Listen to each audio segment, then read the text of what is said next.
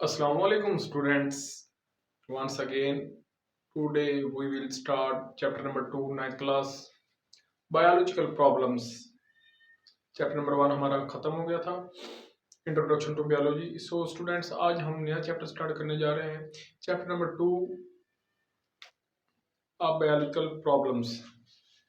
So let's start students.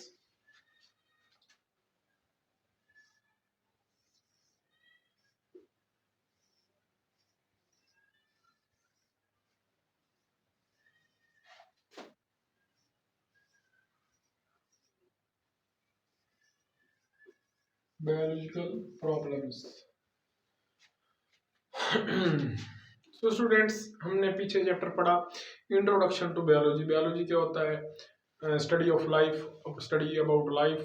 इसमें हम देखेंगे चैप्टर नंबर 2 में कि हम अपने जो बायोलॉजिकल प्रॉब्लम्स होते हैं बायोलॉजिकल प्रॉब्लम्स कौन कौन से होते हैं, उसमें डिजीज आ सकती हैं डिफरेंट किस्म की। उन बायोलॉजिकल प्रॉब्लम को हम कैसे सोल्व करेंगे, तो वो हम इस चैप्टर में देखेंगे। तो सबसे पहले स्टूडेंट्स, हम देखते हैं कि बायोलॉजिकल प्रॉब्लम्स होता क्या है। ये बायोलॉजिकल प्रॉब्लम्स चैप्टर नंबर 2, इसके पहले हम देखते हैं डिफाइन।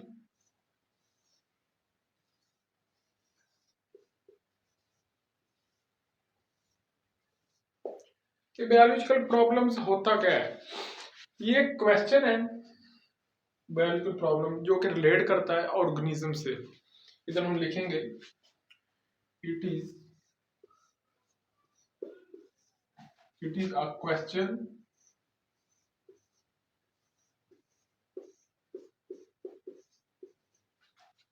रिलेट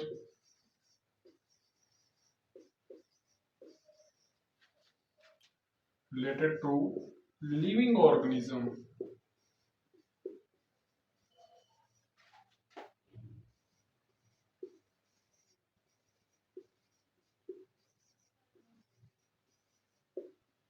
यानी कि स्टूडेंट्स, ये क्वेश्चन है, एक सवाल है जो कि एक किसके साथ रिलेट करता है, लिविंग ऑर्गेनिज्म, एक जानदार के साथ रिलेट करता है कि इसको हम बायोलॉजिकल प्रॉब्लम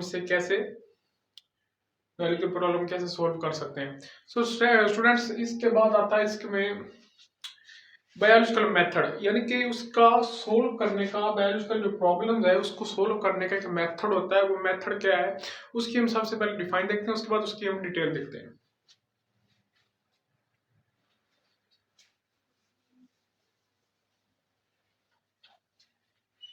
क्या students, biological method.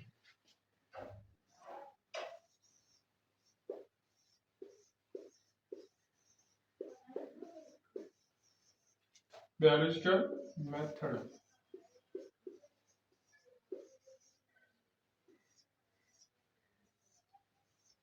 Biological method क्या होता है वो हम देखते हैं कि बायोलॉजिकल जो हम प्रॉब्लम्स क्रिएटेड होती है उसको किस मेथड से सोल्व करते हैं। उस मेथड, ये एक साइंटिफिक मेथड है, साइंटिफिक मेथड है जिसको यूज किया जाता है फॉर बायोलॉजिकल प्रॉब्लम्स के लिए। इधर हम इसकी डिफाइन लिखेंगे,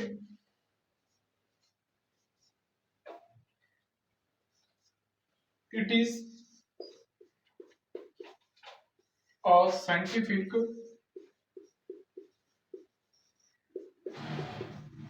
साइंटिफिक मेथड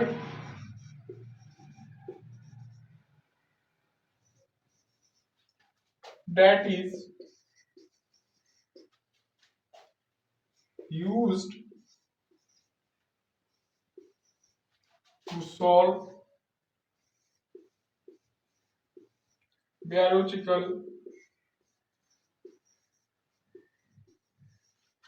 problems।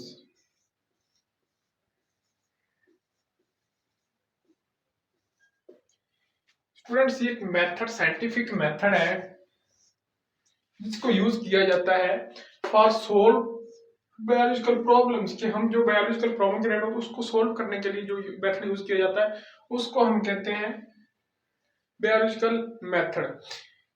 तो स्टूडेंट्स, अगर हम देखें पिछले 5 सालों की तारीख में कि एक रिसर्च की जा रही है, पिछले 5 सालों की तारीख में जितनी भी बायोलॉजी के ऊपर रिसर्च हुई है उसमें इसका बायोलॉजिकल मेथड का बहुत अहम किरदार है। यानी कि हम पिछले 5 सालों की हिस्ट्री को देखें तो इसमें जो बायोलॉजिकल मेथड है, बायोलॉजिकल प्रॉब्लम्स है, इसमें बायोलॉजिकल मेथड का बहुत अहम किरदार अदा किया गया है। सो स्टूडेंट्स, हम इसके नेक्स्ट देखते हैं कुछ स्टेप्स हैं इस मेथड में, कुछ स्टेप हैं जिनकी मदद से हम बायोलॉजिकल प्रॉब्लम्स को सोल्व कर सकते हैं।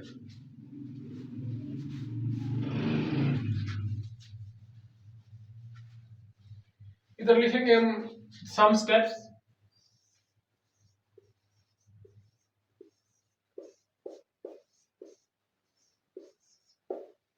वो कौन कौन से हैं? सबसे पहला स्टेप्स आता है students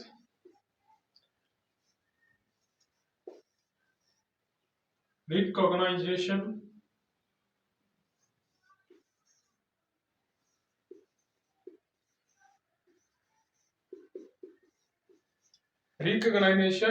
of biological problems.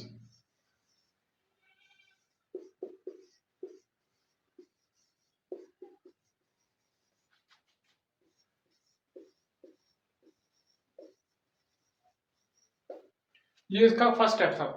Second इसका स्टूडेंट्स है, second step observation.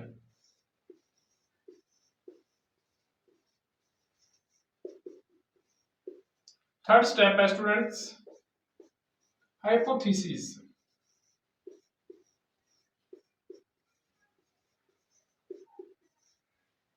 Fourth step है स्टूडेंट्स डिडक्शन।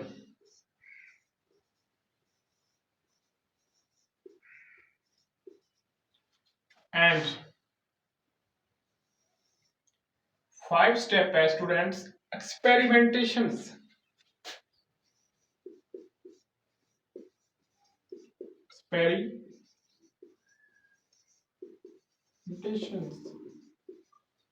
सिक्स स्टेप है स्टूडेंट, सिक्स स्टेप है हमारे पास summarisation of results, sorry summarisation of results और समराइजेशन।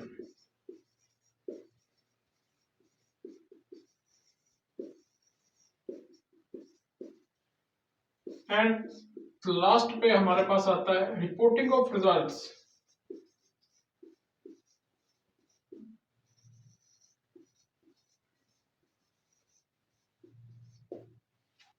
ये है हमारे पास student steps to biological problems को सॉल्व करने के लिए।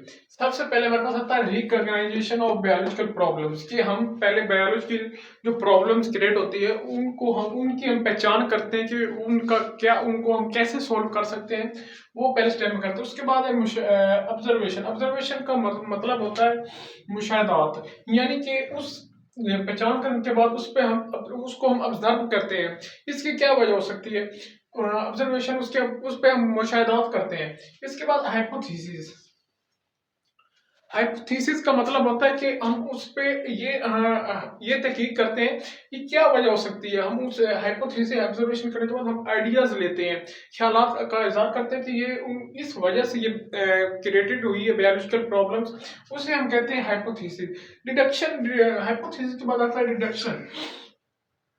डिडक्शन में स्टूडेंट्स हम हाइपोथेसिस के बाद डिडक्शन देखते हैं कि उसकी क्या वजूहत हो सकती हैं, उसको हम कैसे सोल्व कर सकते हैं, ये हम देखते हैं डिडक्शन। जब डिडक्शन देखने के बाद उस पे हम एक्सपेरिमेंट्स करते हैं। एक्सपेरिमेंट उस प्रॉब्लम्स पे एक्सपेरिमेंट किए जाते हैं। यानी अगर कोई फॉर एग्जांपल कोई डिजीज अगर क्रिएट होती है, मलेरिया कर ले, तो उसको उस पे एक्सपेरिमेंट किए जाएंगे। उसके जो होते हैं और जो उसे क्या कहते हैं स्टूडेंट्स, एल्जीफंजा जो होते हैं उस पे जो मलेरिया में जो भी ऑर्गेनिज्म उनके ऑर्गन्स होते हैं उस पे एक्सपेरिमेंट किए जाते हैं। उसके बाद उसे एक्सपेरिमेंट करने के बाद उसको समराइज किया जाता है कि इसकी समरी क्या बनेगी। एक्सपेरिमेंट के बाद वैसे बनता है थ्योरी, हम थ्योरी भी कह सकते हैं। यानी कि एक्सपेरिमेंट के बाद वो थ्योरी बन जाती है, और थ्योरी के बाद समराइजेशन के बाद उस रिजल्ट्स की रिपोर्ट्स दी जाती है कि इसकी वजह से ये बीमारी क्रिएट हुई है उसको, और इसे हम इसके बाद एक बन जाता है लॉ। यानी कि उसके बाद ये लॉ बन जाते हैं। जैसे मेडल लॉ कर ले, फॉर एग्जांपल मेडल लॉ एक पी एक्सपेरिमेंट ऑफ पी, जिसे एक मटर पे तजर्बा किया था। वो पहले एक्सपेरिमेंट किया, फिर उसे उसे हम थ्योरी बनाया। थ्योरी बनाने के बाद थ्योरी जब पास हो गई, उसके बाद वो लॉ बन गया। ये होते हैं some steps for biological problems. Students हमने देखे स्टेप्स, 5 स्टेप्स थे। तो सबसे पहले हम देखते हैं फर्स्ट स्टेप क्या था हमारे पास, रिकॉग्नाइजेशन ऑफ बायोलॉजिकल प्रॉब्लम्स की उसकी हम पहचान कैसे कर सकते हैं।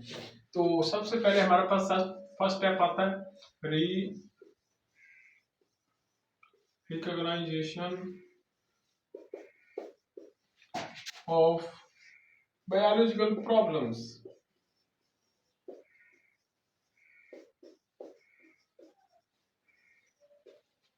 उसकी हम पहचान कैसे कर सकते हैं स्टूडेंट्स, हम पहचान कैसे कर सकते हैं कि फॉर एग्जांपल रिकग्नाइजेशन का वैसे हम मीनिंग देखें तो इसका मतलब होता है साउट आउट, यानी कि साउट आउट करना, किसी की चीज की पहचान करना। किसी चीज की पहचान करना, उसके बारे में हम लिख सकते हैं कि अगर हम देखें किसी चीज को फाइंड आउट करना, साउट आउट, फाइंड आउट भी कह सकते हैं, यानी कि इसका मतलब होता है फाइंडिंग आउट एनीथिंग।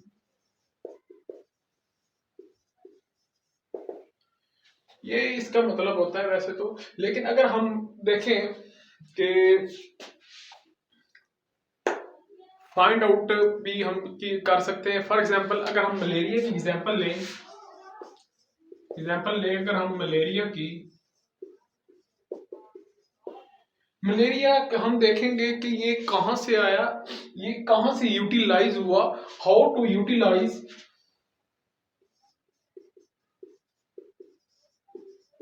इस बीमारी की हम यूटिलाइजेशन करेंगे, उसकी पहचान करेंगे, उसको फाइंडिंग आउट करेंगे, इसकी वजूहत क्या हो सकती है, इसकी सिम्टम्स क्या हो सकती हैं, वो हम करते हैं रिकॉग्नाइजेशन में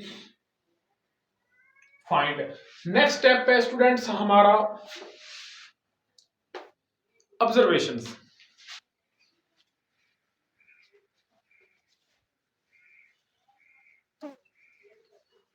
नेक्स्ट स्टेप हमारे पास कौन सा स्टूडेंट्स, ऑब्जर्वेशंस।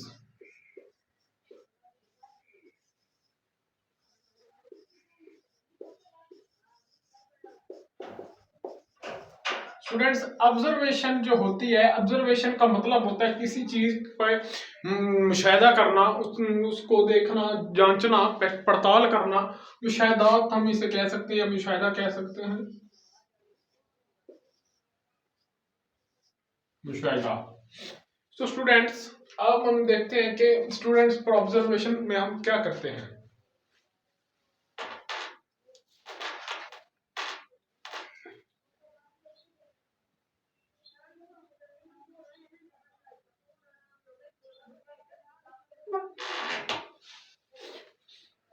स्टूडेंट्स ऑब्जर्वेशन में हम यूटिलाइजेशन करते हैं,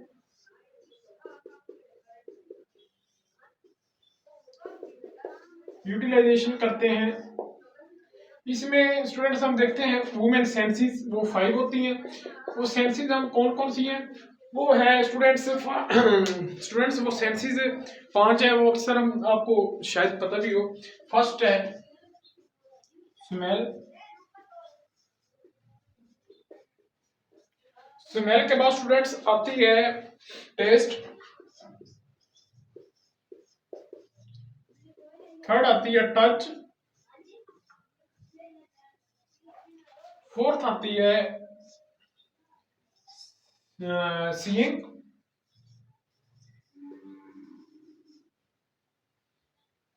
या विजन भी आप कह सकते हैं, और 5 आती है हमारे पास स्टूडेंट्स हियरिंग।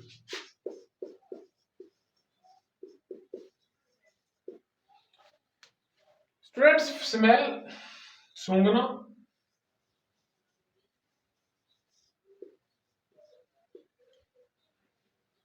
टेस्ट चखना, चखना, टच छूना, विजन या सीइंग देखना,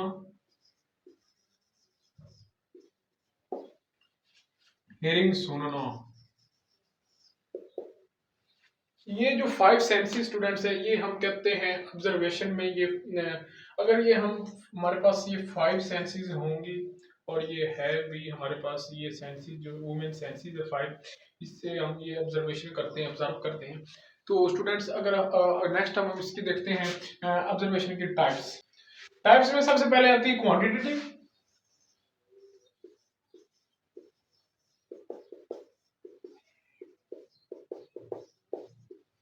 क्वांटिटेटिव का मतलब होता है मिकदारी, और इसको हम क्वांटिटेटिव टाइप को मेजरेबल कर सकते हैं। ये एक variable variable, it is variable measurable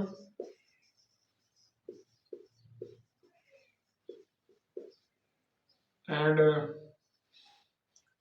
counting numbers. ये ऐसी वैल्यू जिसको हम मेजर भी कर सकते हैं, उसकी पैमाइश भी कर सकते हैं और उसको नंबर में गिनती भी कर सकते हैं, उसे हम क्वांटिटेटिव कहते हैं। For example students in class,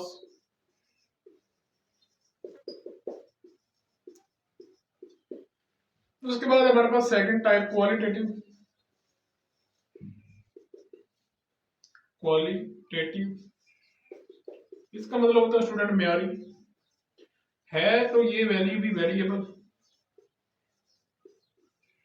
but हम ना इसे मेजर कर सकते हैं, can't measurable, can't measured and can't count number.